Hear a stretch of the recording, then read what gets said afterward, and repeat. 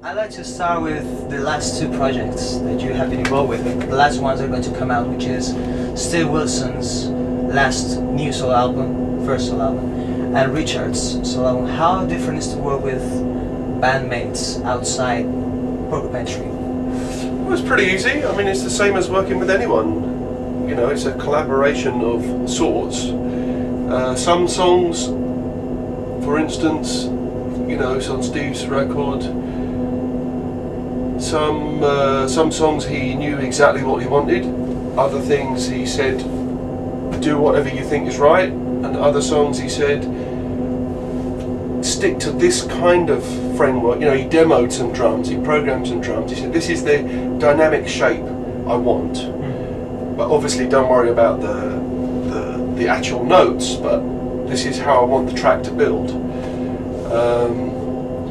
You know, and with sessions that I do with friends or sessions that I do on the internet, I can make a take, I can send an MP3 or something to them, and they say, yep, that's okay, or maybe they say, you know, could you do this, a bit more of this or a bit less of that.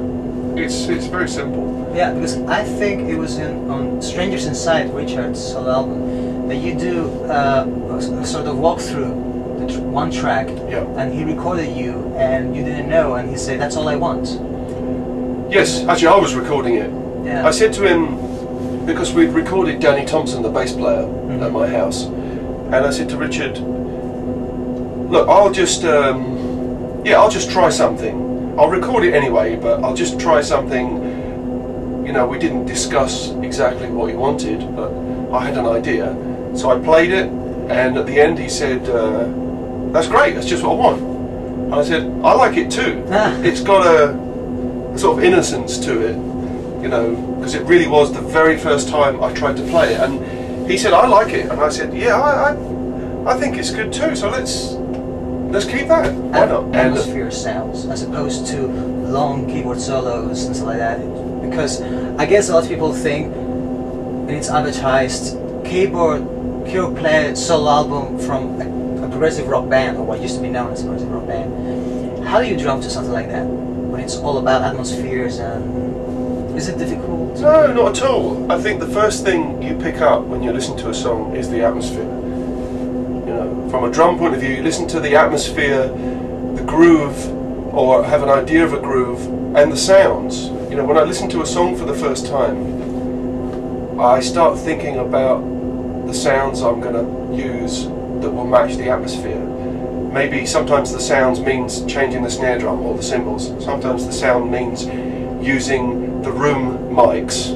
You know, the first track of Richard's album has a very ambient kind of drum sound, like Peter Gabriel, old Peter Gabriel sound. Yeah, third album in which... Exactly, Peter Gabriel 3, yeah. So already when I started listening to the track, I thought, I think it would work very well, this kind of sound. So that's not so much about changing the drums, but using a certain combination of microphones and compression. You know, I have a very large ambient room at home, so I put the microphones in the ambient room, and we worked on the sound more than the part. The part was very simple, you know, but to get the sound and the atmosphere for the track was more important. Yeah, I imagine you are very much into treatment of the drum sound, yep. As opposed to a very clear kind of... I mean, I think you use, I wouldn't say a lot, but you use quite usually compression, weird reverbs. You're really into that.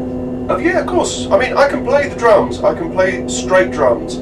Sometimes it's exciting to make more unusual drum sounds, and then it makes you play differently.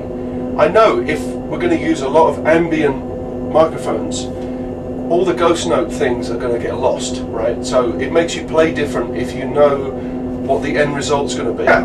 It's no point playing lots of little ghost note things if you're going to use massive ambient microphones with big compression, because all that will not be there. Yeah, so it reminds me when I saw the Arabian Somewhere DVD, and you were playing Hate Song, and in that moment in which there are all these little guitar breaks, and you put in all these little things, that was, in a sense, your way of putting your stamp on the track. Or was just... Whoa! You know, that song developed. It's not like that on the record. I didn't play on the record, but... I know. night after night we played it, and just mystically it turned into a sort of improvisation.